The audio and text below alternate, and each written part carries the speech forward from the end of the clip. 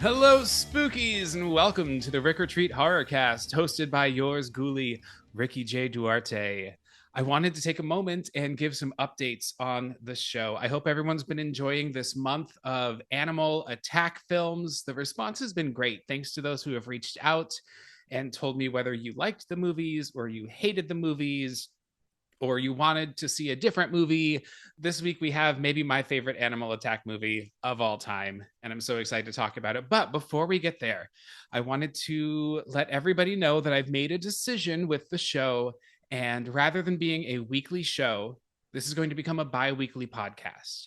And I'm making this choice because life is hard. And while I love this podcast, I'm very grateful to have the opportunity to talk to friends about horror movies and criticize them and talk about trivia and everything. I just need a little more time. And frankly, I would really rather take extra time to produce quality material, really get in and research these films, and really do a killer job with editing. And I'm going to be more able to do that if I go bi-weekly. So starting after this particular episode, it'll be every 2 weeks. So not next Friday, but the Friday after that. And that's it.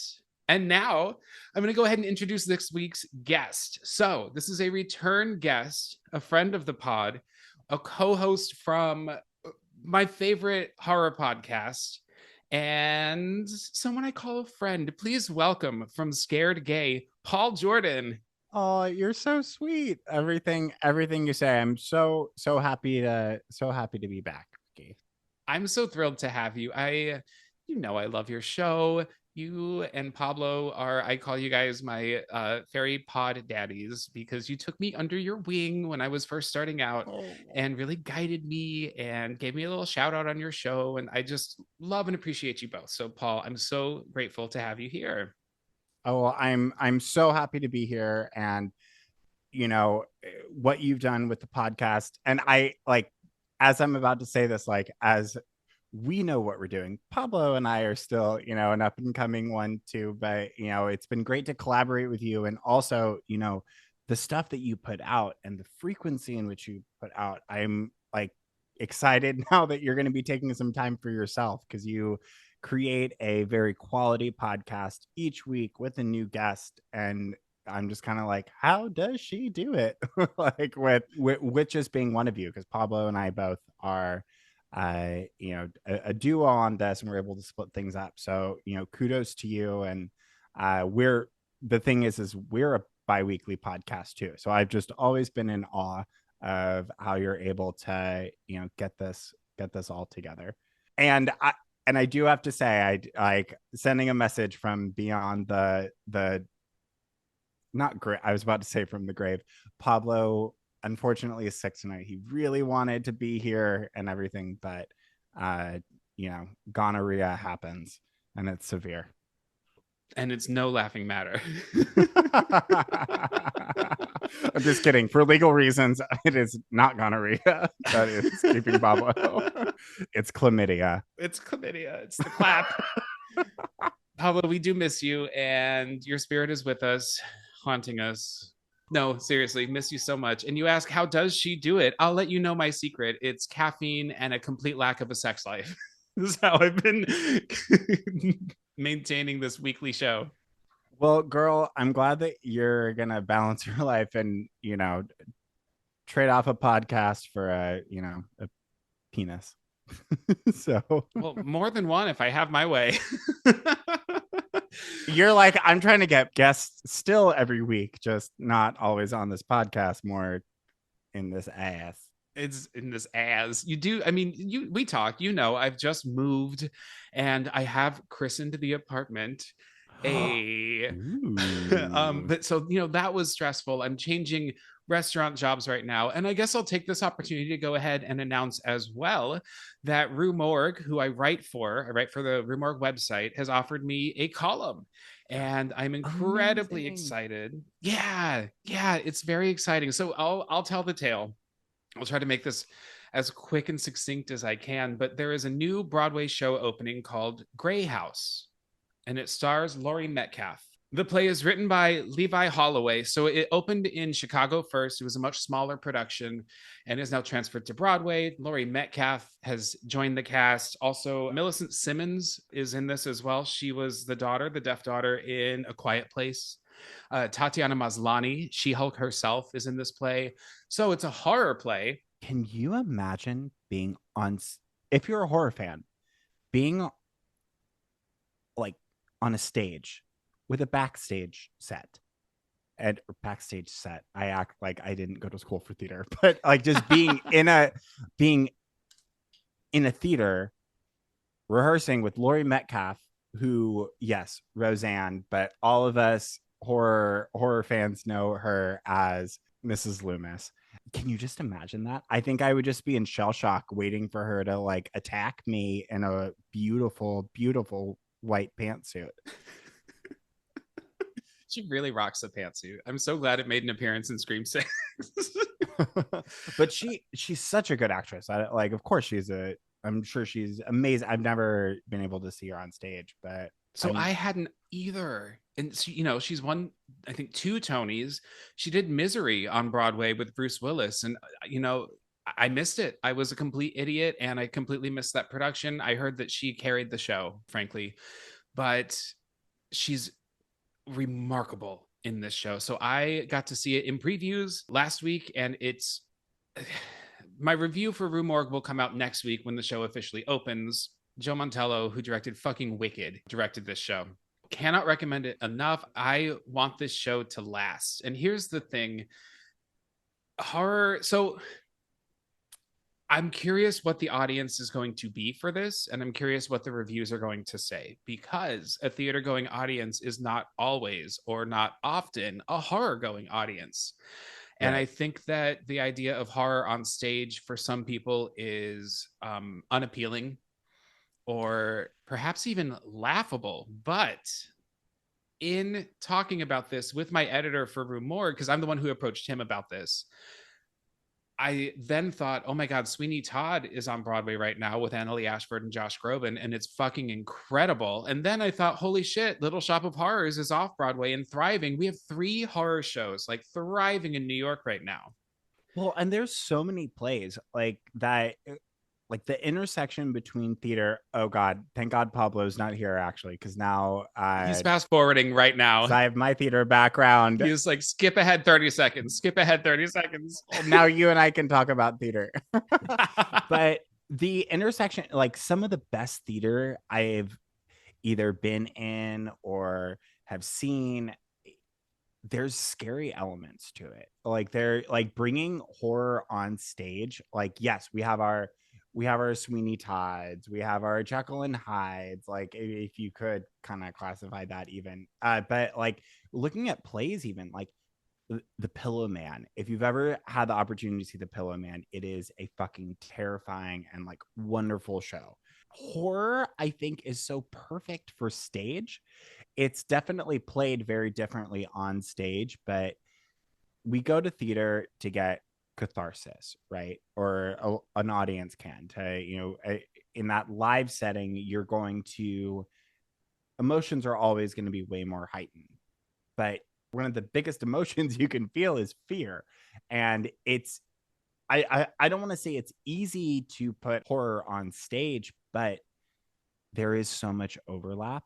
And like, especially when you have a great sound designer, when you have a phenomenal actor, when you have a great or actors, and you have a great script, like it's just, there's so much like like theatricality in horror that it translates perfectly. That it's disappointing when people are not like, oh, I don't want to see like a horror movie on stage, and you actually do. You don't want to see you don't want to see fucking frogs or whatever the fuck this movie is. Uh, have I am I am I playing my cards too quickly? Uh, but horror's already been on stage for a long time, and I think we need to kind of like embrace it more. I made a list and sent to my editor to make a case for, covering Grey House or reviewing Grey House. And then I said, also, maybe I should pitch this. And I listed a million shows. Like Bela Lugosi played Dracula on Broadway before he played Dracula in the film. Like you said, Jekyll and 100%. Hyde the musical, Phantom. While it's not maybe a horror musical, he is a horror character. Mm-hmm. The Woman in Black is infamously, maybe one of the scariest horror plays out there. The Daniel Radcliffe movie is based on it. Even The Witches in Macbeth, Evil Dead the musical, or Silence the musical. Most of the devised pieces I was in college were could be considered horror. Was that intentional? Not in no, no, they were supposed to be comedies. Just kidding.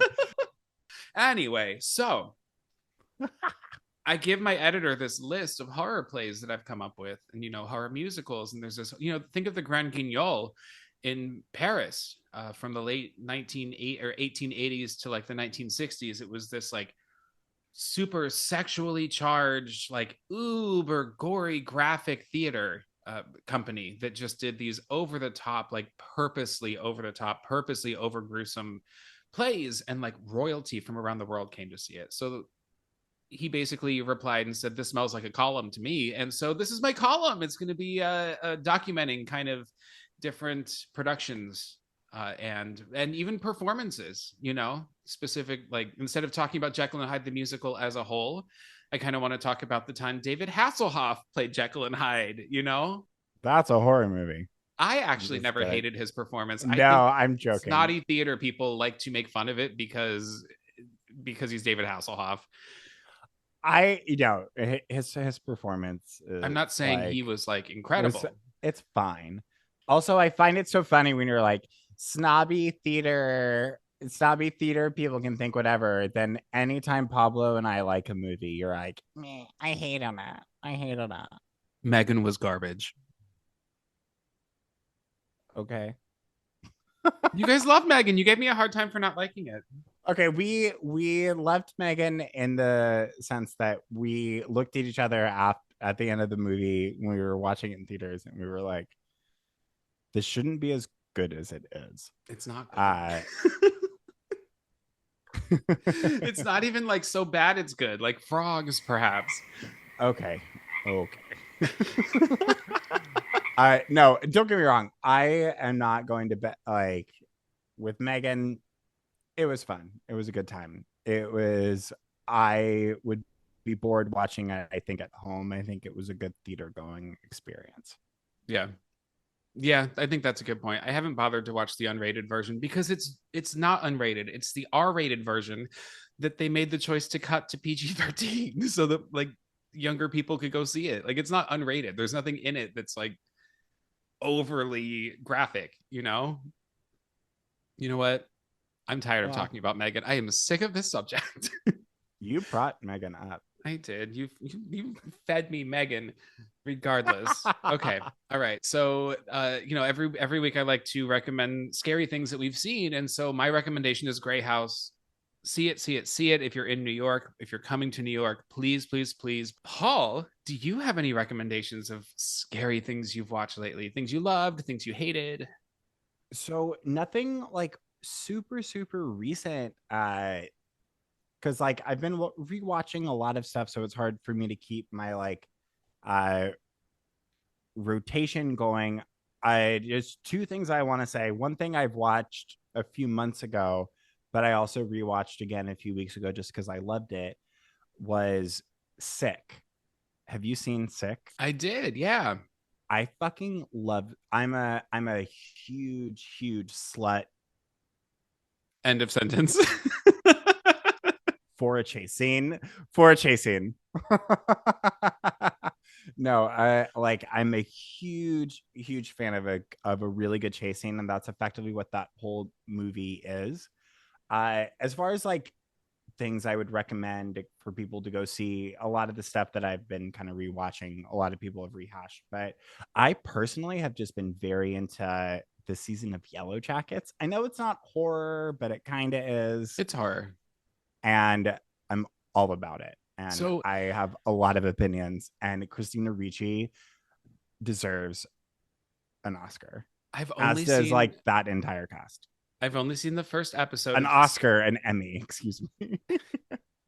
I've only seen the first episode of season 2, and I just got super busy. I intend to watch it, but I've actually heard that this season is not great. You're enjoying it? I mean, I'm glad to hear you're enjoying it. Well, yeah, way to kick me in the face. No. I really loved. I really enjoyed this. I've enjoyed this season. It's different than the first season. I do think that halfway through the first season they realized, oh shit, we're gonna make money off of this. This is gonna get renewed. I think they've done a good job with expanding it. Mhm. And what I've loved is that there's been a bit of an evolution and like change on how I feel about particular characters based off of their arc, for better for worse. Like I actually think it's great when I love a character in season 1 and then shit happens and then I hate the character, not the actor, but you see kind of as long as it makes sense. And I Right. feel like a lot of the stuff that they're doing makes sense. So there's a lot of emotions to be felt. I know this one is not as well received as the first one. And that's like, I feel like the case with any sort of TV show. Well, the hype was Everyone's so really big for always going to season love the 1. first. Yeah. Everyone's always going to love the first season of most things. So, but yeah, no, I've been binge watching that. Yeah, but it's hard. Like I know I watch a lot of stuff and I fall asleep to a lot of things, but it's been one thing I just watched for the first time though. That's kind of a horror movie, not really. Is The Cell Oh yeah. with J Lo? Wait, you'd never seen it? I thought I had seen it, but I hadn't. And then it came up somehow, and I was like, I'm going to watch it. Fucking ridiculous movie. And I think it's definitely one that should be covered on one of our podcasts Well, let's do and it together. discussed. Yes. What I'm curious because when it came out, it was a big deal, and I feel like it's really become forgotten. I think Vincent D'Onofrio is incredible in that movie, and he's always great, but he's very much a chameleon, you know? It's a music video, and that's his background. His background is definitely is music videos. The plot, Wait, who? Vincent D'Onofrio. He plays the killer. Oh, the act. Oh, sorry. Yeah, You said Tarsem that. Singh is the director. No worries. It's been a long day here. I guess I was already over it. The yes, Vincent does a great job with that character. He's terrifying. It is a wonderful performance. But the director, the whole thing is a musical video or is a music video style. The plot makes no sense. Agreed. Totally I agreed. which don't get me wrong, I enjoy a movie that has a plot that makes no sense, Frogs. which is why I'm here.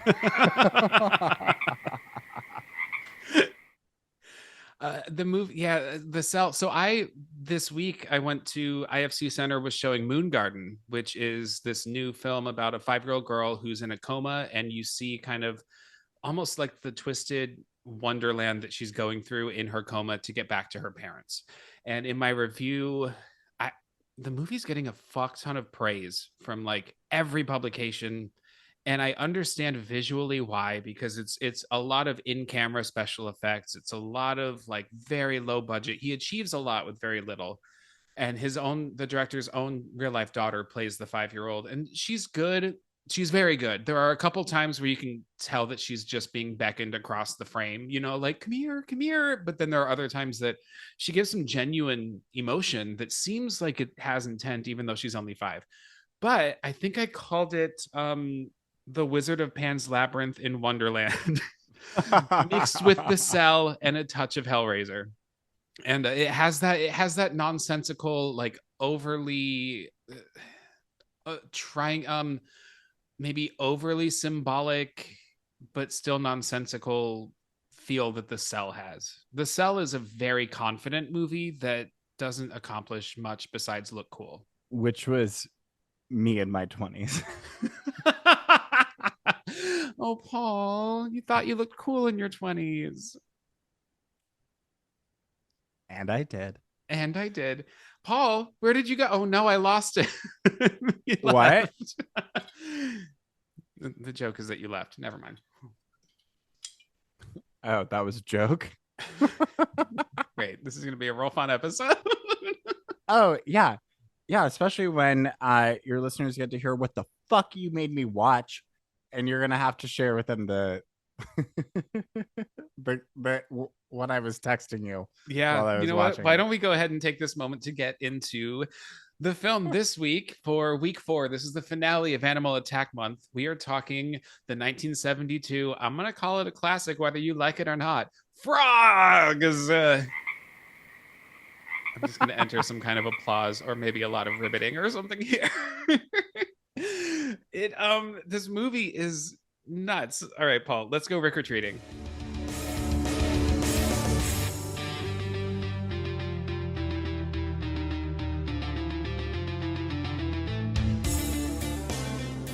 Frogs, 1972. This film would be considered kind of the beginning of eco horror films or even animal attack movies. So Willard might maybe take that slot, but Willard is about the relationship, I think, between man and mouse, whereas Frogs is animals actively attacking people because they're animals. It's directed by George McCowan with a screenplay by Robert Hutchinson and Robert Blees. Cinematography is by Mario Tosi, who also did the cinematography like 4 years later for Carrie. Believe it or not. Yeah. As bad as this movie is, and I will openly say it's a bad movie that I love, there's some pretty interesting cinematography in here mixed with some not good cinematography. I think this is an interesting transition.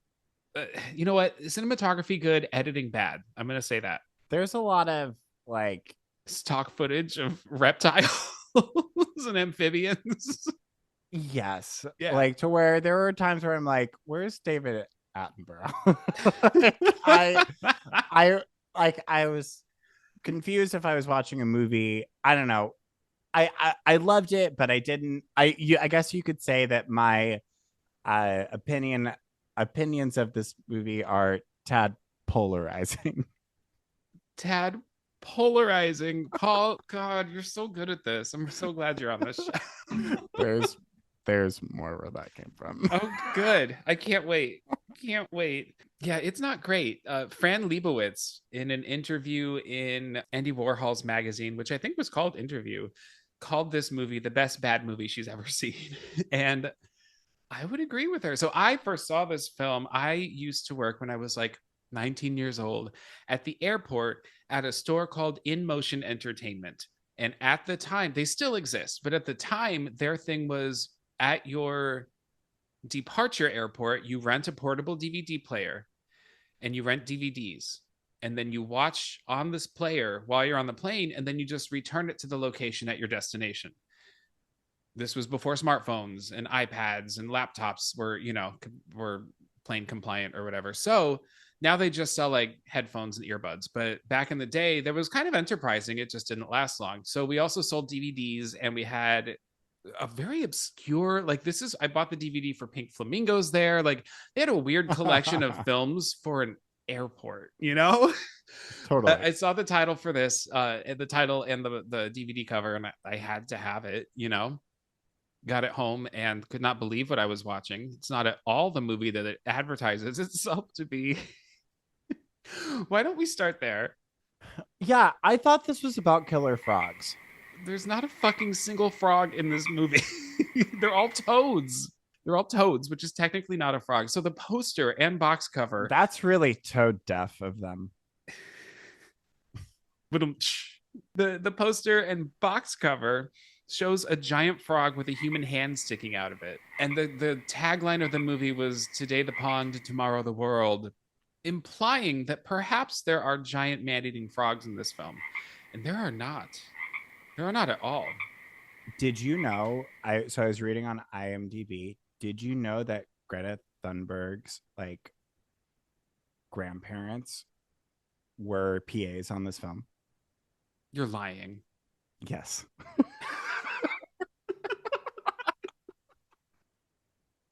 Why Greta? I'm sorry. I just thought of the joke. I had to say Okay, it. great. Why Greta though? Greta Thunberg. She's the climate. The climate girl. Yeah. You're killing my joke. It didn't take me. It arrived dead on arrival. The film has an all-star cast of Ray Milland, Oscar winner Ray Milland, who won an Oscar in the 40s for a movie called The Long Weekend, which is actually a fucking it's a good movie for the 40s. It's about an alcoholic and his like it's like a 4-day kind of binge that he goes on. Ray Milland, who plays Jason Crockett in this movie, the head of kind of the grandpa figure of the family, hated his Granddaddy. experience. Granddaddy hated his experience on set so much. I think he knew that this was like the nail in the coffin of his career. You know, he left. He just walked off set 3 days early. The final sequence of this movie is mostly a body double instead of him because he said "fuck you guys" and left. Sam Elliot, who you might Woof. woof, you might know from A Star Is Born, Roadhouse, The Big Lebowski. He's on 1883. He's like the modern cowboy, basically. Is He's one of those actors that like I never would have known his name, even though he and I both share the gift slash cursed of having a first and last name that are first names. But he's one of those guys that's like, oh, I know him. I know him from somewhere. so I always call him Chris Elliott, which is not him. That's the guy That's from Schitt's not Creek. him at all. No, not at all. So he's super fucking hot and young in this movie. Oh my! And you would never recognize him watching Frogs. You would never recognize him as today Sam Elliott at all. He's got. Never. He's a very different kind of leading man that we don't see anymore. He's so like he's very brooding. He's also everything that he says, especially to like Jason, is like dripping in disdain. He's He's a cunt. he's Like I love it, and I love his cunty vibes. Like Sam, and also he's the only one in this movie that shows off any acting chops. The rest of this looks like a student film. everyone's either overacting or underacting. 1000%. He plays Pickett Smith, a wildlife photographer. We have Joan Van Ark as Karen Crockett, who I could swear I knew from something else. And I looked at her entire filmography and could not see a single other thing that I recognized her from. But she plays Karen Crockett. Adam Rourke plays Clint Crockett. So Adam had done a bunch of like biker movies in the 50s and 60s. And so this is kind of a different movie for him. But I think that adds to his character, who is kind of an asshole. Kind of an asshole. Everyone in this movie is an asshole. No one in this movie is like sorry, I'm getting all of my thoughts out way too early. Way too early. I like a couple characters, including the next one I'm going to talk about. Judy Pace plays Bella Garrington, who I just want to watch a movie about her. Oh wait, I did. It's called Get Out. she You cannot tell me Jordan Peele did not watch Frogs and then come up with Get Out, about a woman of color stranded with a bunch of rich, crazy white people. And they do just that. They get out. Like this is okay, never mind. Continue. She did a series of blaxploitation movies throughout the 70s. We have Lynn Borden as Jenny Crockett, who might be the the most poorly written character in the entire movie, and that's saying a lot. Okay, but I love her. I do love her character. I do love her character for myriad reasons I want that well, I won't get into. we'll get into that. Okay, Mae Mercer plays Maybelle, who she's still working today. Like she's doing bit parts all over TV. She was in Dirty Harry. David Gillum as Michael Martindale. You know what? He might be the least interesting character in this movie. Actually, he's also like the least interesting to everyone else in the movie. To wait, which one? Michael, he gets his ass kicked in the pillow. Michael Martindale, Yeah. the faggot. Okay, like I'm gonna just say it. I'm gonna say it. I have in my notes right here. The first time we meet, okay, I'll save it. I'll save it for when we first meet Michael Martindale because Okay. I was living for Michael Martindale. As much shit I'm gonna talk about this movie, I had fun. It's a fun movie. I was at first when it first started, I was like, why this movie, Ricky? Why this movie? And then about 10 minutes in, I was like, what is this movie? Still why, Ricky? But continue. Sorry, I keep cutting you off. Nicholas Cortland as Kenneth Martindale. George Scaff as Stuart Martindale. Lance Taylor Sr. as Charles, who is also in Blackula. He played Swenson, the like funeral home guy. Have you ever seen Blackula? Yeah. Classic. And character actress Hollis Irving as Iris Martindale. Kooky Aunt Iris. Oh, sweet Iris. Yeah, bless her. Dale Willingham as Tina Crockett and Hal Hodges as Jay Crockett. So we have there are too many characters in this movie, too many family members. And I guess I'm not going to like praise the film's writing, but if you don't know who everybody is in this family as far as relation, you do know who they are personality wise. And it does a good job of that, I think. I don't know. I had Wikipedia guiding me along this because I had to at one point pull out my computer and be like, wait, I promise I went to college. No, well, it but doesn't. I am having a hard time following what's exactly going on. Right. Well, that's what I'm saying. Like family wise, it's hard to follow. You don't like to see who's who and who's related to who, but especially like a first viewing, because the first time I saw this, I remember thinking that Pickett knew everybody when he got when his canoe got tipped over. I thought that, well, yeah, because of his first interaction with Clint. No, Pickett also is the savior of this film. He's an asshole. Yeah. He is one of those fucking Greenpeace loving, like, very, very, like, I don't know. He's just a dick. But is he a dick I would interact with? Apparently so. 69%. Paul, so I'm just going to drop this story now. Paul texted me, was it last night, an image as he took a picture of his TV paused on Sam Elliot playing Pickett Smith in denim pants and what's are known as jeans, jeans and like a denim shirt, his costume for the movie with the like most apparent. It's not just a bulge. It's like the outline of his dick. VPL. It's total VPL. What is VPL? Visible penis line. Yeah. down his right leg. He's just hung like a fucking the snakes that are slithering around this swamp found their way into his pants. I think I circled it. You said, what the hell did you make me watch this movie for? Was that what you said? What did you say? I said, I don't know, but I sent you the screen. Oh, you said, Ricky, what is this movie? Is this gay porn? You circled it. I'd never noticed it before, but God bless him. I was, and that's when I was like, okay, all right, I'm into this movie again. I was falling asleep, and then the whole time I was waiting to see Sam Elliott's rattlesnake. All right, well, that's the setup of the movie. Paul, should we get into the plot? Because the plot is just So brilliant, so riveting. Riveting. You're better at this than me. I'm terrible with puns.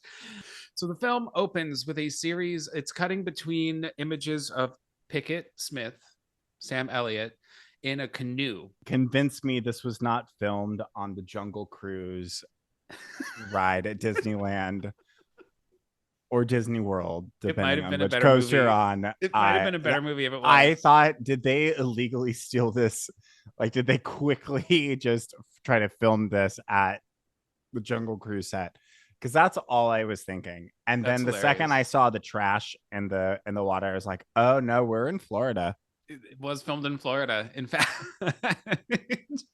So it starts out with a series of images of Pickett Smith, wildlife photographer, canoeing through the swamp and taking pictures of various reptiles and amphibians. We have, and every time he clicks his camera, it's a freeze frame on a different animal. So there's like a snake or another snake, and then there's a snake. And I loved that his whole outfit was, Mario's favorite fabric. Do you know what Mario's favorite fabric is? What? Denim, denim, denim. He's wearing a Canadian tuxedo and he's pulling it off. Listen, here's the thing.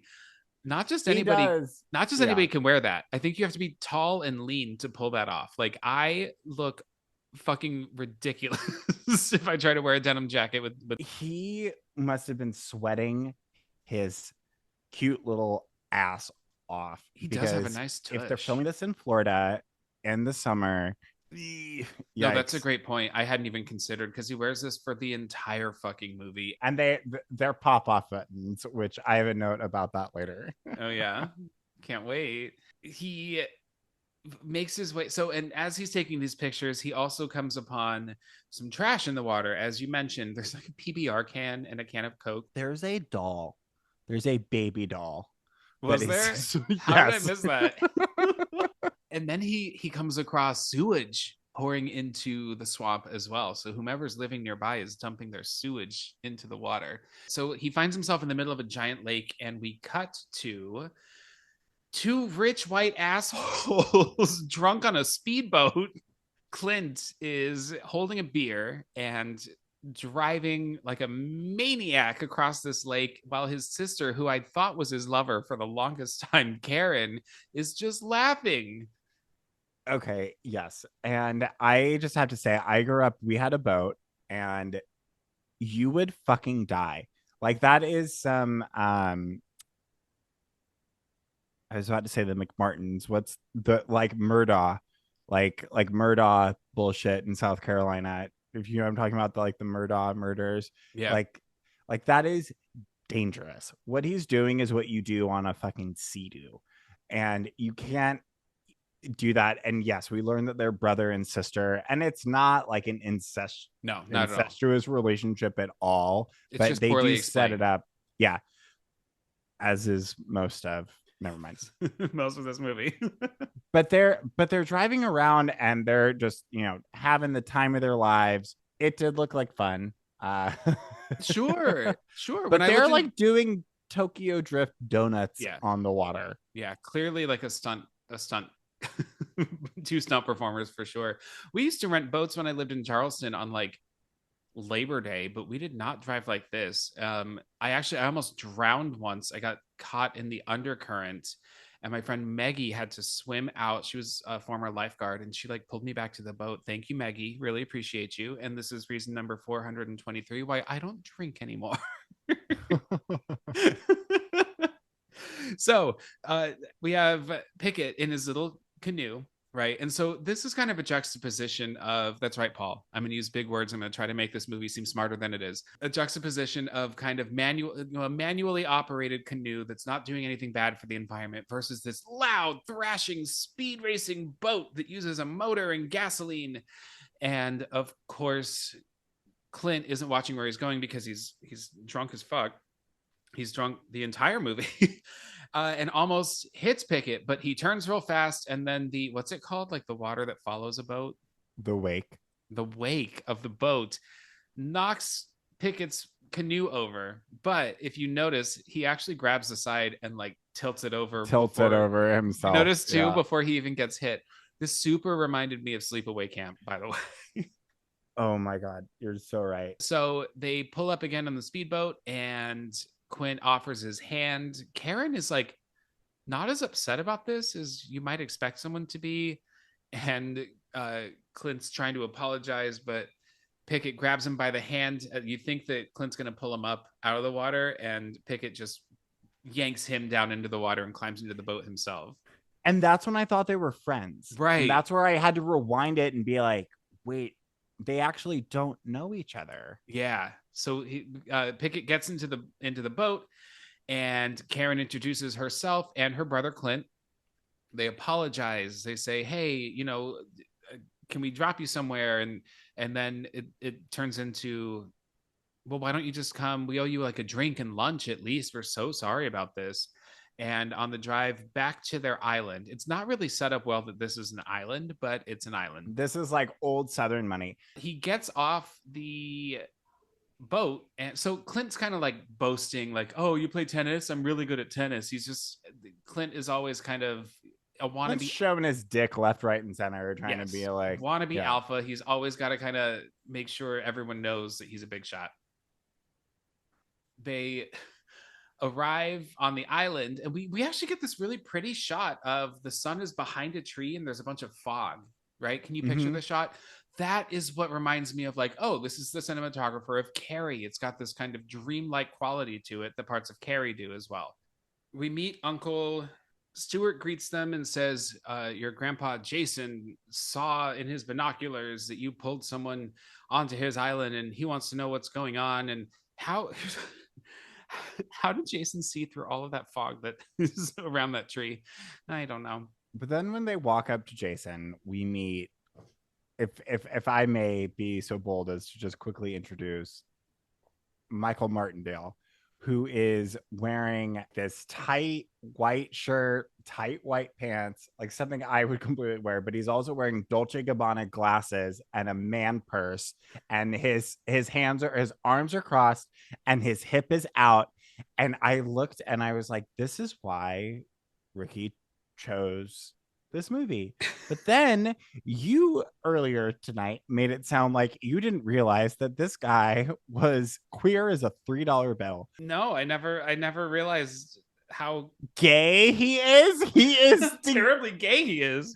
he is horrifically gay. There's a lot happening in this sequence. We meet the family real fast. Jason is our patriarch, grandpa, infirm.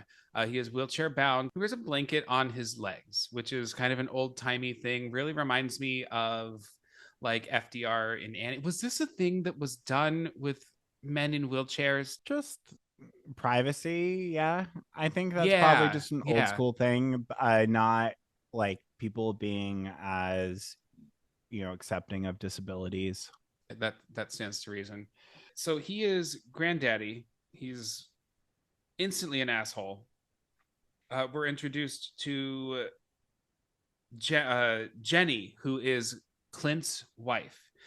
Jenny is unhappy in her marriage. Clint's always drunk. He's clearly always flirting with other women. And that's really her only character But trait. I love Jenny. Like, I don't know why. Tell I us why. don't know why. It's just she says really cunty things here and there, She does. and that wig or hair or whatever it is on the top of her head, and then a scene that happens later on, which we'll talk about when we get there.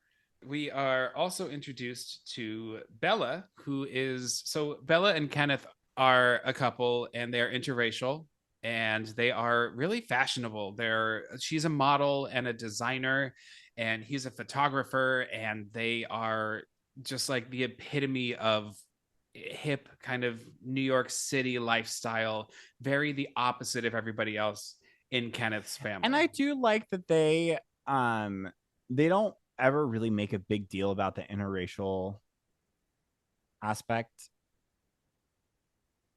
They they acknowledge it, acknowledge it, but but you're right. It's it's not, yeah. not like a taboo or anything. And Well, because they get, it's not like a see, we're in an interracial relationship, and they have like a healthy relationship. yeah, they're super happy. They're nice people compared to everybody else in this family. They do have a conversation where they're talking about how shaken Jason must be that, you know, no one ever gets to invite someone to come home, and I invite you, and oh, you're a model, and she just looks at him and goes, and that ain't it. You know, he's like, but Jason will never admit that this has shaken him. But they kind of relish the fact that they are being controversial at this family reunion. We meet Maybelle, who is the maid of the house, and Charles is the butler. We also meet Iris, Aunt Iris, who is kooky as fuck. She collects butterflies and puts them on display. Crazy, crazy. Like to where I'm also like, okay, this is a little bit too much. She's just the whole time. She's in a whole To another where she's world. like And a you would, dement. Like I like. Ugh. I do appreciate she's given a line of dialogue coming up pretty soon that grounds her in being the terrible rich person that she is. Because if she didn't have this line of dialogue, then I would actually feel sorry for her in this situation. But I think that the script does purposely like nail down some of these people as fucking horrible. So we learn that tomorrow's 4th of July.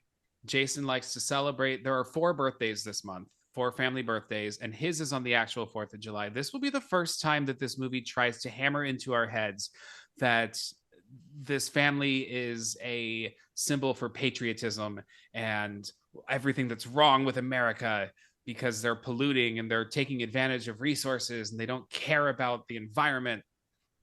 Meanwhile, the And we're going to irony. get this message again and Meanwhile, the again. irony of them making this film, they have a fuck ton of animals that they're using as props, and you know that they were not treated well. I'm sure a lot of them died, and so the irony of this being like a pro-environment film is kind of funny. Oh, totally. Actually, so the venomous snakes and spiders and lizards and toads that were used in this film were not allowed in the hotel. I think they rented a Holiday Inn. Were not allowed in the hotel that they were staying at, so they all had to stay out in a truck somewhere.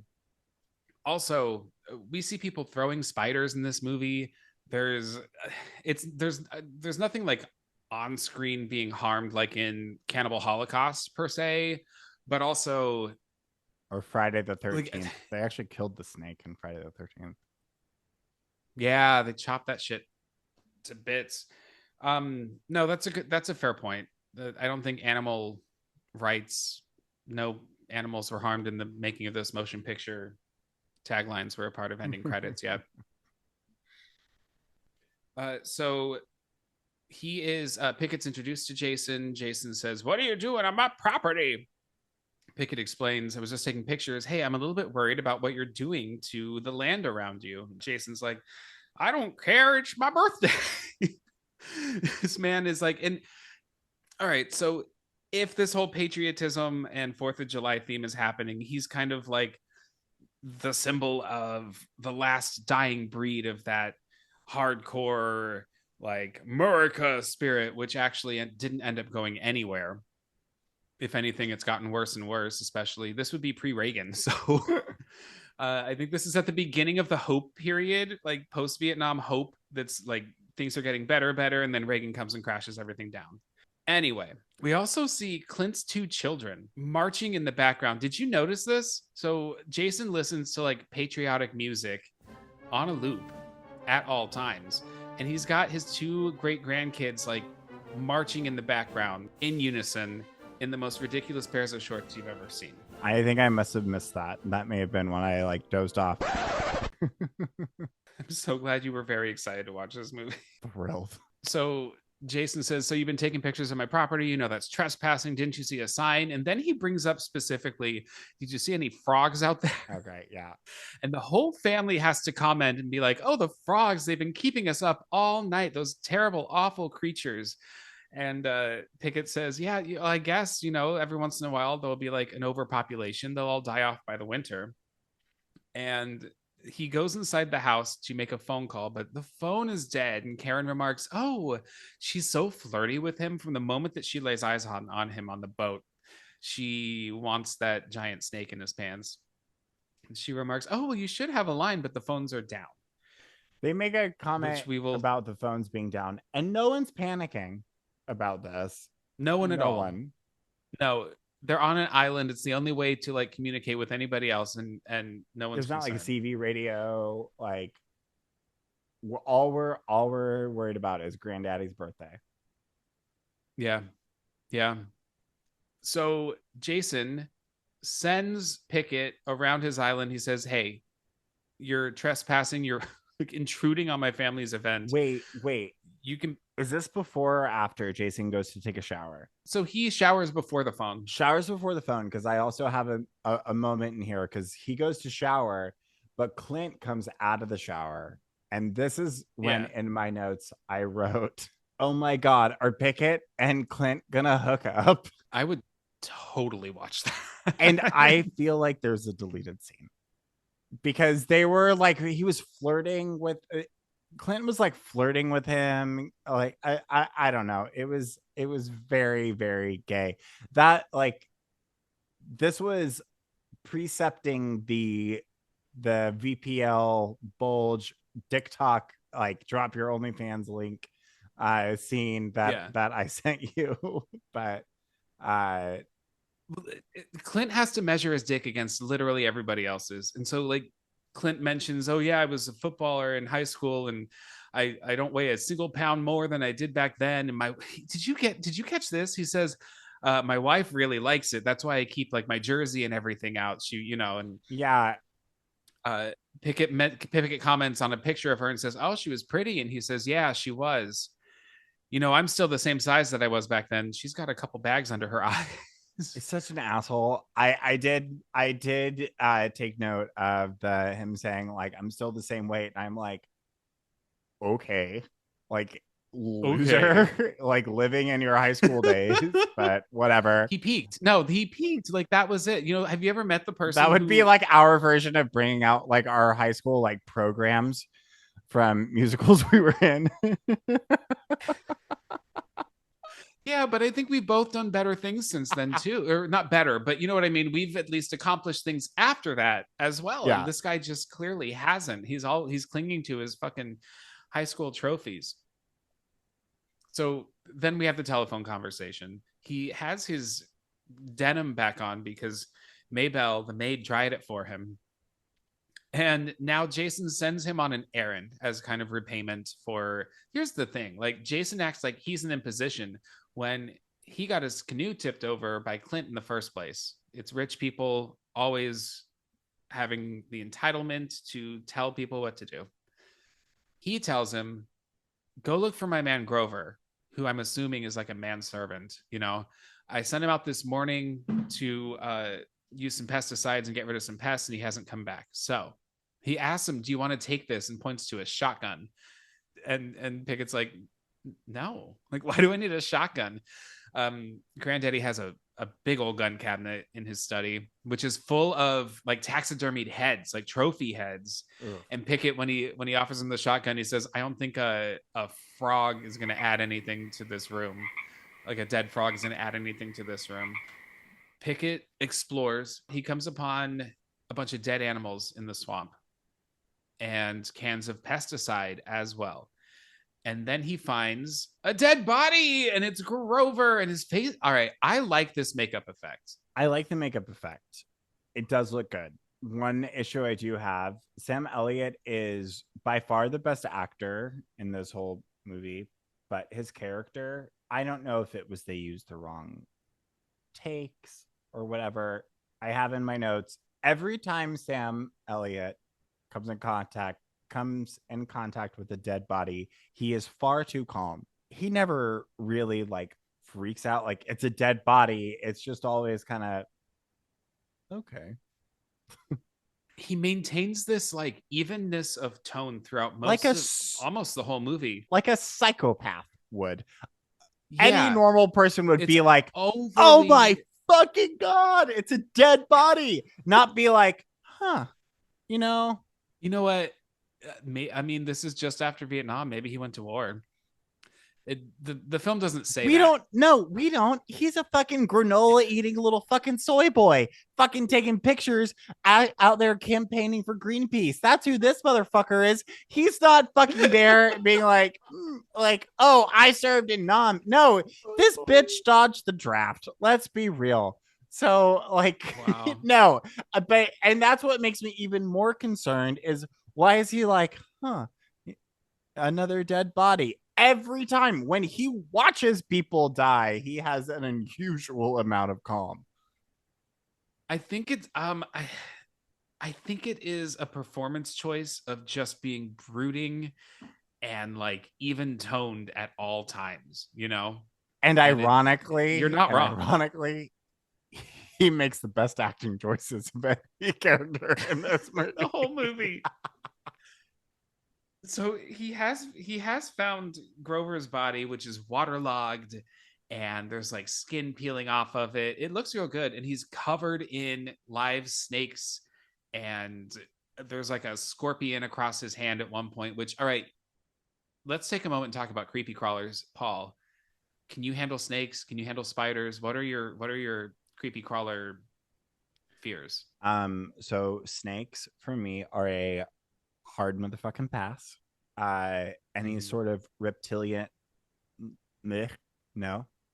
Uh, Spiders and stuff gross me out. But if you had like, that show Fear Factor, if I Yeah, had to lay in a pit of spiders versus a pit of snakes, I am swan diving into the spiders.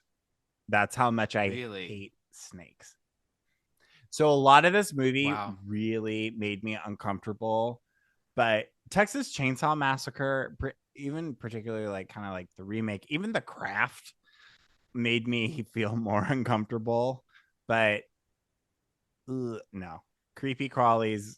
Also, when he first said creepy crawlies, I thought you were going to talk about the '90s, the toy from the '90s, The toy that my parents wouldn't buy me, the boy version of the Easy Bake Oven. my parents wouldn't buy it for me, and it's all that I wanted. It's all that I asked for. My neighbor had one. Yeah, I had one, burned my house down. Just kidding. I didn't. My I God. didn't. I had a python for a little bit, You and sick then she fuck. got. That's so I used fucking to work weird. I'm sorry. I'm I. so fucking sorry. I'm a cat person and I don't understand why people own reptiles. You can't cuddle with it. And if you can, you are a psychopath. I never listen. I got to a point. So I worked at Petco for a while, like straight out of high school, and I would come home with weird animals all the time. And I got Yeah, a yeah. I said python, the same and thing when I was in my 20s and I went to bars and I came home with fucking weird things too. But never a snake. so ball pythons kind of keep themselves warm by like they curl up into a little ball, and they don't stretch out very often. And when you feed them, you don't feed a snake in its tank, because then it'll think every time you open it it's feeding time. So I would take her name was Baby. I would take her out of the tank and take her to the bathroom and put her in the bathtub, and I would feed her in the bathtub. And then she got to be like 5.5 feet long. And when I would take her to the bathtub, she would get like terrifyingly squirrely and too excited. And I just looked at her and I realized, you would eat me. Like, if you don't even think of me as like a companion. Like, I'm holding my cat in my arms right now. Like, he's my buddy, you know? And I realized, like, you would eat me in my sleep. You would at least strangle me in my sleep. So I did find a home for her. But after that whole experience, I fully like I don't understand. Pet stores should not sell those. Like, pythons are not indigenous to the state of Florida, but they are a huge nuisance. They eat people's cats and dogs all the time because people buy them in pet stores and then let them free. Problem number 9,456. The state Florida. of Florida. I cannot stand a scorpion. So I don't like spiders. I don't like scorpions. Yeah. So he returns to the house after finding this body, and Jason tells him, "Don't tell anybody. I don't want to ruin The Gathering. I don't want to ruin anybody's birthdays. Pickett's like, I Well, don't agree he's with just this. concerned about his birthday. The whole thing is he's That's just true. like worried about like granddaddy's just all about himself. It's one note. That's what drives me nuts about this actor is they have one motivation, their fucking birthday.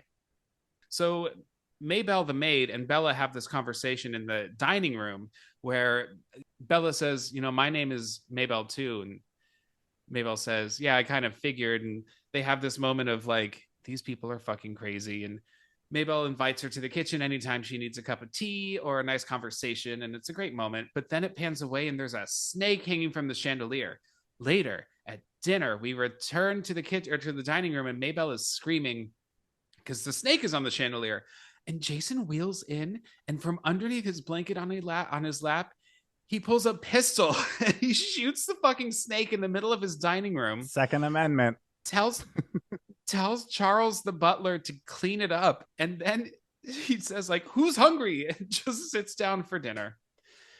And that's a normal dinner in the Crockett household. Fuck the Crockett household. They're right up there with the fucking Texas Chainsaw Massacre. So Pickett stays the night, and the next morning, Jason sends Michael out and says, "Go check on the power lines. Like our fucking phones are down."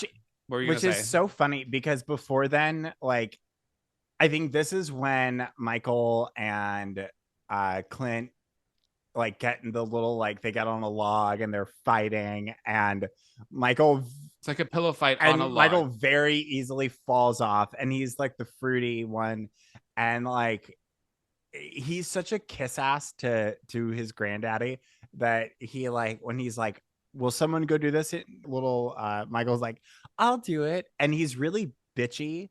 He's very very bitchy to the other like kids, and I was But all about Michael Martindale. Justice for Michael Martindale. he gets his ass kicked in front of everybody. Clint like doesn't give him a chance. Clint cheats, and Uncle Stewart's like, "Get up! Like I want to see Clint, get his ass kicked." And you're right. Michael's like, "No, this isn't fair," and he stomps He's off. such a little homo, and I love it. I guess I never thought of it like that. So he gets in a car and rides off.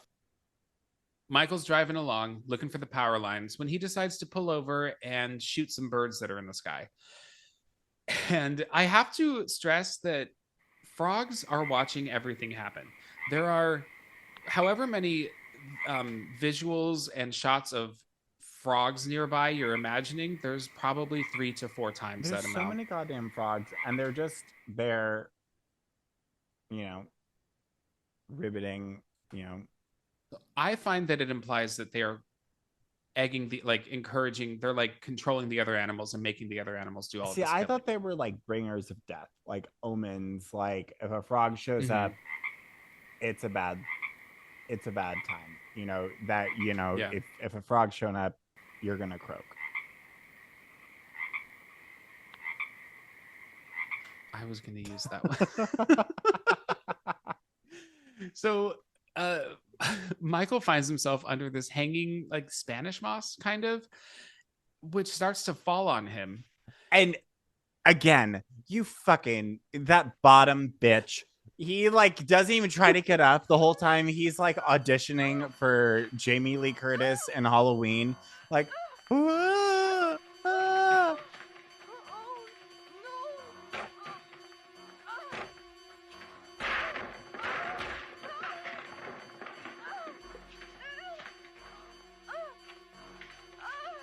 Oh my god, I fell over. Like, oh. You need only stand up and briskly walk away and you'll escape what's happening to you. Here's the thing, I don't understand.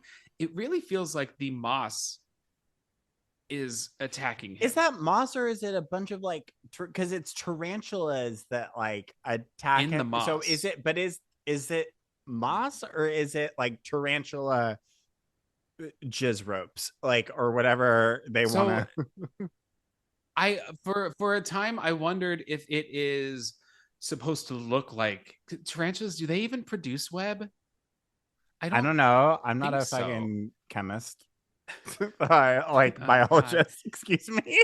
Not a there's a moment where chemist. there's like, oh no, you were serious. I thought you were joking. You were serious. There's a moment where it's like web mixed with the moss, but it really does look like the moss is surrounding him. Whatever. This death takes for fucking ever. And so they, And in he order was to eating this up like it was his last fucking supper. You and he truly. was just relishing. I'm not even gonna say hey, she was relishing. She was living her fantasy of being eaten by a spider.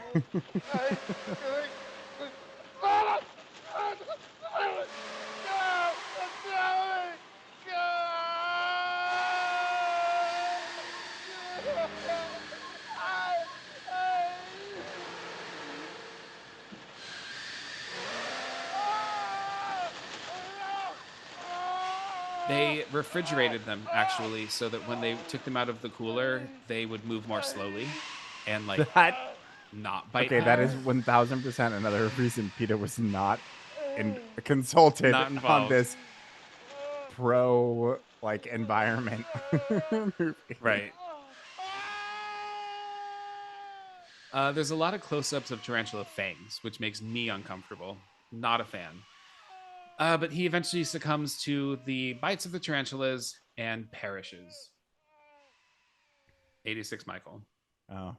So everyone's hanging out and talking, and we get this moment where we really define this family. Iris mentions that the government is passing this law where they're going to have to filter their paper mill. So this is where the family gets their wealth. They own a paper mill. They're going to have to filter it to protect the environment. And Karen says, will you make us, and how she doesn't want to do that. We're taxed enough already, basically acting as though she is persecuted for being wealthy.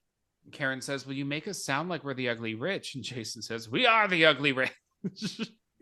Like saying the quiet part out loud. Yeah, for sure. And then we also see these little frogs trying to get in the house. They're like panting on the glass door, scratching at it, trying to get in. And we are led to believe that they're a menace to these people. Iris is trying to put together a centerpiece. So she sends Kenneth, into the greenhouse. So Kenneth is the one who's Bella's This partner, is where I lost it. to gather some flowers. And he goes in, and these two lizards shut the door behind And him. they are laughing. They are laughing like their mouths are open, and it looks like they're laughing. And the sounds in this movie, they're making like a like it looks like this they're was the laughing. moment when I was watching the movie where I was like, oh, okay, this is why Ricky wanted us to watch this movie. Like this was where it went fucking bananas. Because what happens is so dumb. This might be my favorite. It's my favorite death in the movie. It's sure. so spoon fed to the audience. So lizards appear all over this greenhouse, and they start knocking over they start tail whipping and pushing over these glass containers of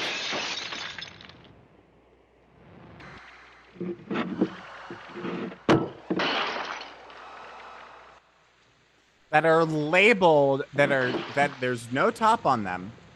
They are beakers. Yeah. They are beakers that are labeled with masking tape that has poison written on it. And then placed very close to the edges of and shelves. then there's one lizard that like knocks it off and his mouth is open and you can just see him go like as he's knocking it off. I think this is the scene that I think this gave Joel Schumacher inspiration into Poison Ivy's transformation in Batman and Robin. Yeah, totally. Because they create smoke too. Like when the glass shatters, this poison creates smoke. None of it makes sense. None of it makes sense. Somehow he's locked in there and he dies. Yeah, because they lock the door on him. The lizards lock the door on him, and he succumbs to the toxic fumes of the poison, and he dies. And it's just these bizarre close-ups of lizards and geckos. There are like not dangerous lizards on him, and he is full on like he just ran a 5K and is full on breathing. And Yeah. it's so Yeah. good. And I was just like living for all of it. I was sliving, as Paris Hilton would say. I forgot that. Wait, was that from her cooking TV Yeah, show? I think so. I loved that. I thought it was real funny. So Pickett is starting to catch on that something is amiss because he goes to the green room, comes across Kenneth's body, followed by Bella, who gives the worst reaction to her dead partner anyone possibly could. She runs back to the house and she says, "He's dead! He's dead!" And Jenny just goes, "I knew it." How did she know? Like, what did she know? It's just this weird reaction where she's holding a drink and she goes, "I knew it." I don't know. It tracks with this movie. Pickett catches up to her and says, "Hey guys, sorry, Kenneth's dead. This is body number 2." Again, And has Pickett's to a explain to everyone. sociopath. He's like, another dead body. What the fuck do you do for a living, Pickett? Like, what the fuck do you do? Like, As a wildlife photographer, he probably spends more time by himself in the well, wilderness yeah, because taking his pictures of fucking animals. EQ is abysmal. Yeah. No, I don't disagree. Uh, he says, "This is body number 2, guys," and someone speaks up and says, "Well, why didn't you tell us about Grover?" And Jason says, "Because I didn't want to. I don't want to spoil the weekend for us." And he's just fucking shitty.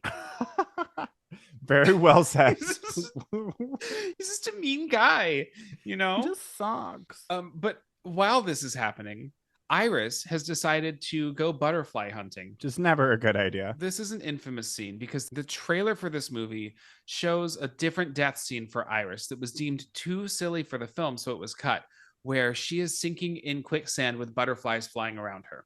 So the idea was that butterflies were going to lure her into quicksand, and she's got the stupidest look on her face while she's sinking into this quicksand. It was too stupid. So I'm gonna say good choice. I'm gonna say good call. You got to watch the clip because it's absurd. The reshoot has her wandering through the swamp.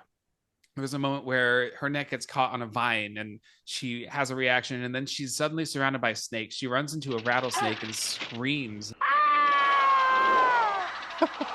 And so from there, she starts getting scared, running through the swamp, trips, and this, all I can think about is this poor actress who's like, she does look like she's going through it and being slopped around. She's going through it.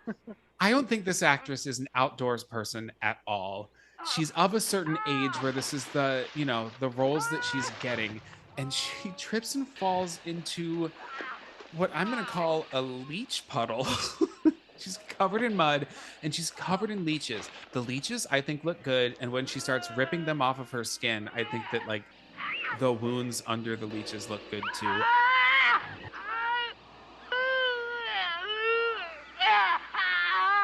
I don't know if that's what it looks like that soon when a leech. Well, little did you know, like, fast forward, a whole bunch of white women later would be like getting leeches on their skin for beauty treatments, right?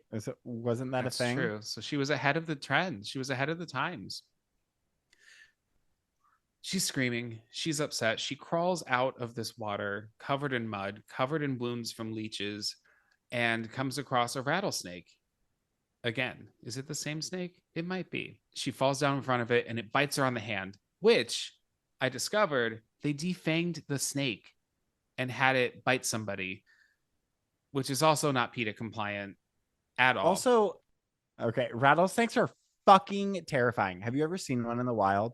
Yeah, I grew up in Phoenix. Yeah, I saw one once hiking with my brother and we ran away. We were so scared. Fucking terrifying. Yeah, they are. So she falls to the ground, dies. We cut away and then cut back, and she has turned blue. The makeup is not great. Stupidest the makeup. is not great. No, not great. She looks blue as the sea. Stuart, who's looking for her, wanders past her corpse, doesn't see it, also doesn't see a crocodile that's following him or an alligator. I never know how to He tell the walks difference. around like la di da, like it's very embarrassing. Well, he walks right into a nest of crocodiles. And so this actor, they must have hired someone who knew how to wrestle alligators, I right? have written here, is Stewart trying to fucking wrestle the alligator? He basically does, like in the mud, wrestles this like you would see it like a backwoods alligator like show in Florida, right? Except at a certain point, they cover him and the gator in this really bad, like red paint looking blood. And then there's a shot of the gator dragging his corpse away, which actually looks pretty good. Yeah, Did you notice this that shot? that I yeah. don't know how they did it. I don't know what they used. It's not him at that point. It goes from really bad special effects to him wrestling an alligator to holy shit, it really does look like this alligator is dragging a corpse into the swamp. All the meanwhile, cutting back and forth to images of frogs croaking and watching this happen. Pickett is like, guys, we got to get the fuck out of here. The animals have gone haywire. And Bella and Maybelle and Charles agree. At first, Maybelle and Charles are hesitant. And then Maybelle approaches them and says, I don't know if you heard about this here in Vacation Land, but 7 years ago, they started letting people make their own decisions. And then that's the deciding factor for Charles Yeah. and Maybelle, who Jason tells Clint, who Clint is hammered right now. Clint And is Jason tells always him, hammered. yeah, but he's especially, I mean, there was a whole conversation between Clint and Jenny earlier where she's talking about him always being drunk and how he never pays attention to her, only his father. And Clint explains to her, when he dies, I get money. So she shuts up. Clint is instructed, take these people back to the mainland. And he tells them, like, don't even bother coming back. I never want to see you guys again. So he does. They take a boat. They've got their luggage. He gives them like 5 minutes to pack, in which time Bella changes from one fabulous outfit to another one. She does full on outfit change. Yeah, there's a moment where someone's regarding her outfit and she tells her, oh, did you make it? And she goes, no, I designed it. They get to the other side. They get to the dock and there's no one there. There's like fishing gear set up and there's meat on the grill, but there's no one there. Like there's a fishing pole with the hook in the water. So something's not right. Charles starts to catch on. And then they get attacked by a bunch of birds, except they couldn't afford trained birds for so they superimpose the images of birds over a shot of them running away. And it shows. It looks really bad. They're running, carrying their luggage with them, and they run out of frame with a bunch of it. It just looks bad, and that's the last that we see of them. So I always interpret it as is they got away. So I think maybe I used to, but in a little bit we find their luggage and we don't find them. Okay. Yeah, so I'm gonna say they don't make it, unfortunately, because they were probably the only three good people besides Pickett in this movie. Okay, Pickett is like maybe good. Pickett's an anti-hero. He's an anti-hero. Clint discovers that the tie that his speedboat was tied to the dock with has been bitten by a lizard that also laughs at him like the other ones did. All these goddamn lizards have a sense Laughing of lizards. These lizards have a goddamn sense of humor, and it is so good. Yeah. So now his boat is in the middle of the water and he decides to swim for it. Clint dives in and starts swimming for the boat and is bitten by a fucking cottonmouth.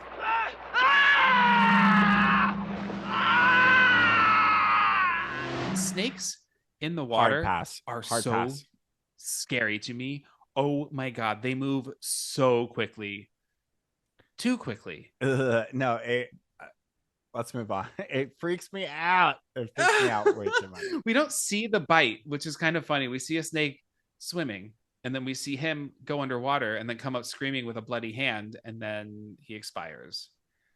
Jenny runs to the edge of the island and sees him out there, sees the boat, and so she decides she's going to jump into the water and try to help him, but she gets stuck in the mud in what I'm gonna call maybe the most ridiculous death. This is the stupidest death. And she's just screaming while she's slowly being encroached upon. By a snapping turtle. A snapping turtle. And it's really Have bad. you ever seen that video? Have you ever seen that video of two turtles having sex? I have. It was like they make the stupidest noises. There's a shot, so she's trying to pull her feet out of the mud, and there's a point in the movie where she actually does pull her foot out of the mud, and then she just plants it right back down in there. Method she acting. dies off screen. Method. It's a ridiculous shot. This turtle's really scary looking, though. It looks like a dinosaur. Like it's a big, giant snapping well, turtle. It's according to Wikipedia, it's an alligator snapping turtle, which is like an actual thing. They're like spiky, almost like Bowser, like King Koopa. It looks like a fucking Pokemon. It's yeah. They're huge, and they've got like beaks, like a sharp beak. It's real. I don't like it. There's a really cute picture on Wikipedia of it, like where it's Google alligator snapping turtle, listeners. And then there's a really cute picture because it's like one that's like at top side, and then there's one on its back where it looks like it's having so much fun. Oh my god! Oh, I see it. Oh, he's smiling. Paul, when they're backside, it means they're dead. So am I. That's self-defense mechanism. But anyway, moving on. So Karen and Smith are like, enough of this nonsense. We're taking the kids who are now orphans because Clint and Jenny are dead. They don't even know their parents are dead yet. And they don't give a fuck. These two little boys do not give a shit. Nothing. They don't even think twice. Grandpa Jason is like, Karen, I thought you had the fire in you of this family. I thought you were stronger and tougher. And she's like, have you seen Pickett's dick in those pants? Of course I'm going with him. Fuck you, Granddaddy. Granddaddy, you're going to die and I'm already in the will, bitch. Get someone else out here to notarize it before these fucking animals get you. I'm going with Mr. VPL over here and denim-denim-denim. And I'm going to get dick down, dick down, dick down.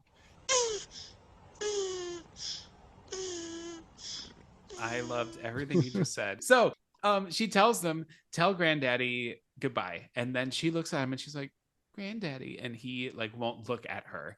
And so that's it. She turns around and walks away with the three of them. Pickett says, hey, can I take this shotgun? And I want to know what's Granddaddy's end game here, because your staff left. Your family's leaving. You want to sit here and celebrate your birthday. Homie, you're wheelchair bound. This is they keep slapping us in the face of the symbolism of this patriotism and this like, steadfastness and old people unwilling to change for the better of the world. I wish this wasn't timely. I know. This movie came out, 50 years ago? Yeah, 51 years ago. And it's the same fucking problems. They, we saw a shot earlier where a frog hops across an American flag cake. Like, this is the theme of the film. This is the, what's it called when you write the thesis? Pickett asks, can I take a shotgun? And Jason says, you can take anything you want. Just get out of my house. Wait. Please take a shotgun. Say that again. Say it again. No, you're gonna take anything I want. Take it out of my house. Okay, you said it like fucking Mae West. Mae West doing a southern accent. I would watch her in this movie. It would be a very much better. I would watch you do Mae West. You as Mae West. No, you movie. Specifically, Ricky Duarte. I want to see Ricky Duarte's southern Mae West. You might have just inspired my next one-man show. Call it Mae South. Mae South. So they're on the run. Karen tells the kids, watch out for the frogs as soon as they go down the steps, because there are now frogs all over the place. I mean, they've been everywhere before. Now they're really everywhere. We hear them ribbiting. The only boat that's left is the canoe. So how convenient that a man-powered canoe is going to be what saves them instead of a motorized pollution machine. Pollution machine. I don't I know. know in New York you don't drive, but Jesus fucking Christ. I'm trying to really drive home to listeners how much this movie's slapping us in the face with the eco pollution problems of this movie. So they get into the canoe and the canoe hits a snag and Pickett has to take off his shirt even though only his lower I half yes. is getting in And the this is water. where I had mentioned like he has like those pop-off buttons, which we've all had those Western shirts where he literally just Yeah. like opens his opens his Yep. shirt and I'm like, okay, I'm feral now.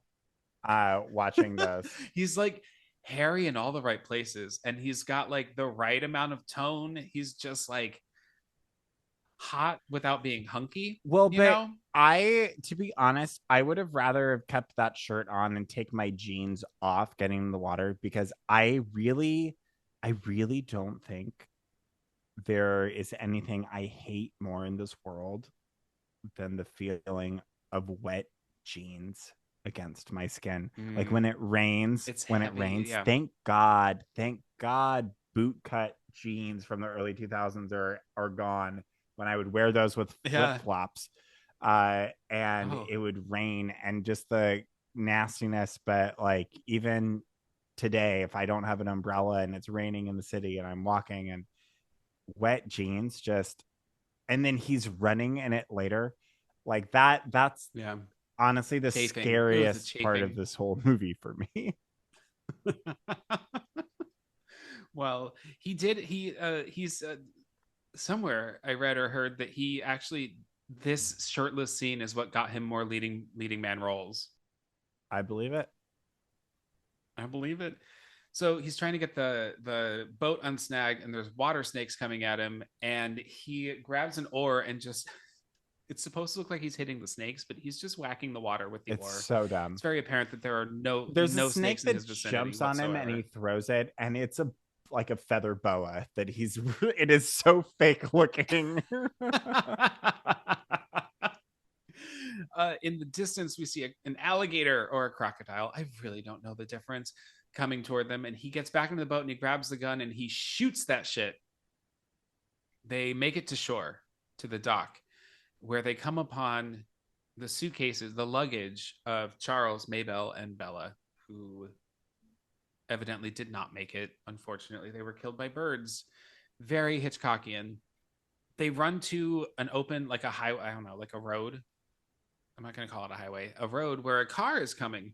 And he flags the car down and says, we've had some, these are his words, like, we've had some trouble.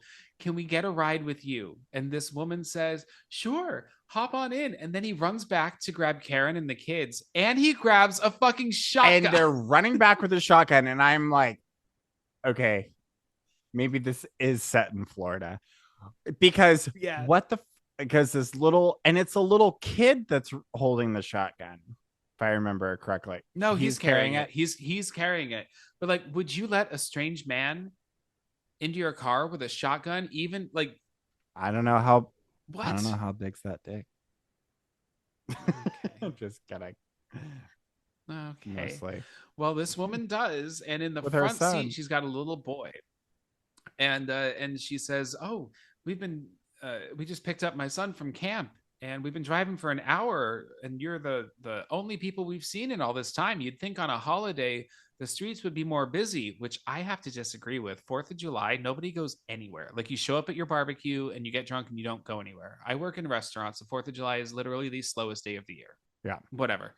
Billy, I, I just made up the name Billy. I don't know why I called him His name Billy. is probably Billy. It's probably he looks like a Billy, sounds like a Billy. So the little boy turns around to the kids in the back seat and says, "Hey, you want to see what I caught in summer camp?" And then he puts a giant ass frog in their face and he says, "They were all over the place." And then we get a freeze frame of the frog, and you think it's the end of the movie, but it's And not. unfortunately it is not. Actually, I'm really glad that we get this wrap up scene because it's the most ridiculous moment. But so this is essentially implying that even the mainland, the animal, the frogs have taken over. because they were all over the place in Yeah. camp. So we cut back to it's nighttime now, and it's a shot of the plantation, the home. And inside is Jason by himself, and there's frogs all over trying to hop into the windows, and then suddenly they jump through the windows, they break the windows.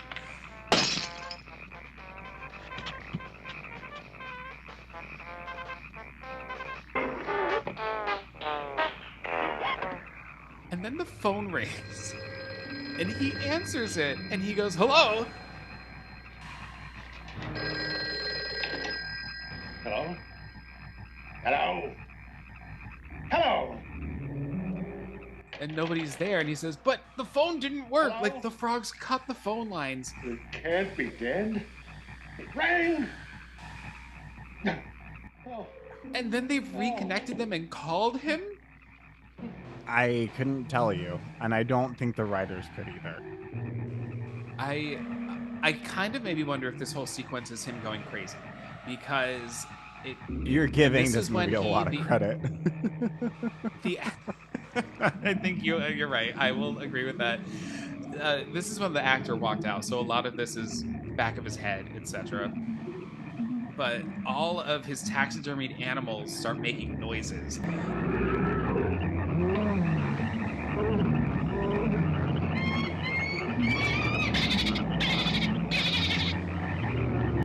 And he hears like a lion roar, and then like another animal, and then it shows a fish, and it makes a fish sound.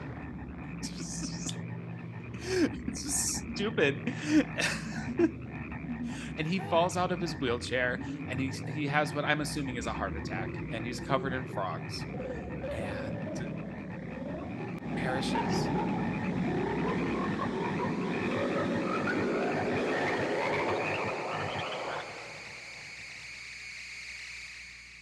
The frogs got him, and that's the end of the movie. Credits roll. Paul, did you happen to watch till the very end of the credits? 1000% I did. And an animated frog hops across the screen with a human hand in it. Mm-hmm. And it looks at the camera, and it swallows the hand and goes, gulp, and then hops off But camera. it is not just any like anime. That we are talking a like Sesame Street animated frog, like child's. So dumb. Like from a Don Bluth cartoon. Yeah. It seems super dangerous. All right. So that is frogs. Paul, on Rick or Treat Horrorcast, we have a rating system. A movie is either a trick, which means it's okay. So, it's a treat, which means you loved it, or it's a smell my feet, which means it sucked. How would you rate this movie? I'm not into feet, but I'm going to say smell my feet because I like just for me, like this is a movie I'll never watch again. I can understand why people present company included, I may enjoy this. It didn't go there far enough for me. Even the crazy moments that were like crazy, they weren't like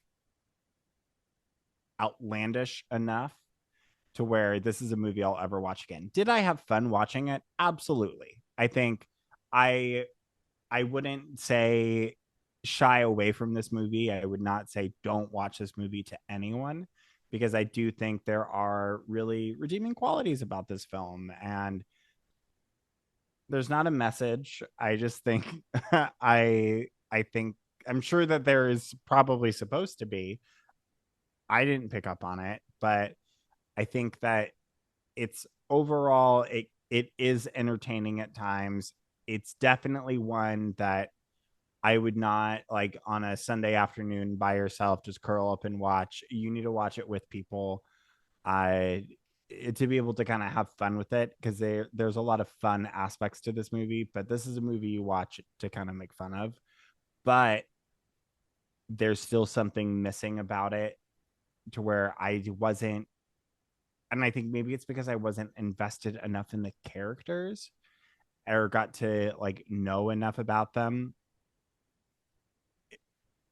where it's fine. Like I said, like art is art. So for me, it's a small my feet. Other people may love it, but that's kind of where I land. Well, I love that you referred to this movie as art. um, I like art. You live in New York. I'm sure you've seen some art, some theater. You know exactly what I'm talking about. Some theater pieces are like, this is art. I do. I have.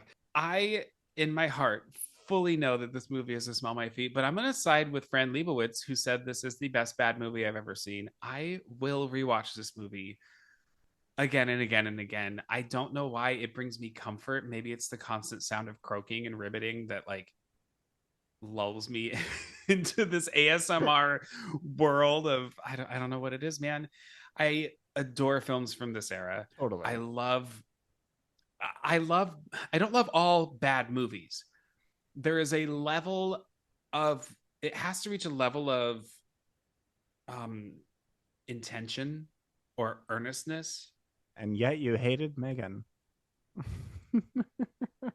We're not talking about Megan, Paul. We're talking about this movie. I think it sets out with the right intentions.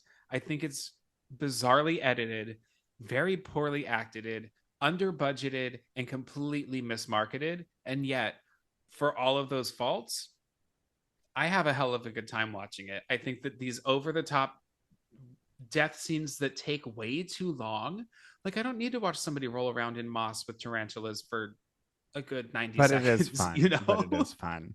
But it's fun. I do love this era of horror. It's kind of pre Texas Chainsaw, post Night of the Living Dead. You know, I agree with you, and I think we're getting this like bayou, sticky, hot, humid vibe from it that I can definitely see the parallels between that and Texas Chainsaw Massacre, but it's definitely a movie of its time. It's a low budget movie from the 70s. I think that there's a lot of stuff to appreciate. I agree with you within this movie. Like it's fun. Like this movie is fun. And I think that I think that's all I really have to add. I was gonna say the same thing again of just it's of its time. Yeah. All right. Well, I can't thank you enough for joining me. Listen, you made me watch Thanksgiving. I made you watch I knew Frogs. this was We're revenge. even now. Why don't we next time? Why don't we pick a movie that we both are gonna love? That's no fun. Okay, just fine. kidding. What we should do, Megan. We already did it. Oh, that's right. Okay, well, we'll find No, something I'm else, just kidding. sure. We could do a redo. A revisit with Ricky. Revisit with Ricky, the remake. Paul, where can my listeners stalk you? Yes, if you would like to follow me, you can follow me on Instagram and TikTok at Paul You Ever Wanted. But more importantly, we would love for you to listen to Scared Gay Podcast. You can find us on Instagram and TikTok at Scared Gay Podcast. We're a horror movie podcast that has a bit of a gay agenda, and we like to talk shit and just dissect movies through a queer lens, specifically with my co-host Pablo Escobar and me. It's a hell of a show. It really is. I look forward to. All right, wait. So now that I'm going, we both drop on Fridays, and now that I'm going bi-weekly, are we going to be alternating? We're Fridays? on Sundays now. You're on Sundays now. Yes. Cool. Wait, so are you dropping this? No, you're not dropping this Sunday. No, we are so when this episode comes out, yes, we will be actually no, yes, we will be releasing. We have our next episode, which is the Rage Carry 2. Will be coming out a couple of days after this one comes out. That's terrific. I can't wait. I actually have a soft spot. Okay, I love it too. It's another one I love it too. Fully admit is not good, but I like aspects of it. I think it could have been better. You know what? I'll wait and listen to. I'll let you guys talking about it. If you want to follow me, Ricky, I am at Rick or Treat, Rick the letter R Treat on Instagram, and follow the podcast. It's at Rick or Treat Pod. My website is www.rickortreat. There you can find links to places to listen to the podcast. You can find links to my writing for spoilerfreereviews.com and for Rue Morgue. Speaking of Rue Morgue, keep an eye out for my column, which will be coming in the next, I'm going to give it the next month is when that's going to kick off. And I cannot thank you all enough. Please take a quick moment, review the podcast, give me some stars, preferably 5. And do the same for Scared Gay. And one thing I do just want to say, Ricky, thank you so much for having me on. It's been wonderful working together over the last, little bit and getting to, collaborate. I love what your podcast is doing and the brand you've built and everything. And I'm just super impressed and, very, very honored to be here today. So thank you. That really means a lot, Paul. Truly, truly, truly. I feel really fortunate to have you and Pablo in my little podcasting world. Thank you for everything. Of course. And thank you, listeners. And I'll see y'all later, spookies. Thanks for coming Rick-or-treating. You can follow the show on Instagram at RickOrTreatPod. It'd be a real scream if you'd take a moment to subscribe, rate, and review the show on whatever platform you're listening on. The show's spooky intro and outro music is a cover of Camille Saint-Saëns' Danse Macabre, with orchestrations composed and performed by Lestat von Monlicht. Links to the artist's music can be found in the episode description. Check him out, he's frighteningly talented. Rick-or-treat Horrorcast is independently produced by me, Ricky J. Duarte of Rick-or-treat Productions. If you like what you heard, tell a friend. If you didn't, well, they're coming to get you, listener.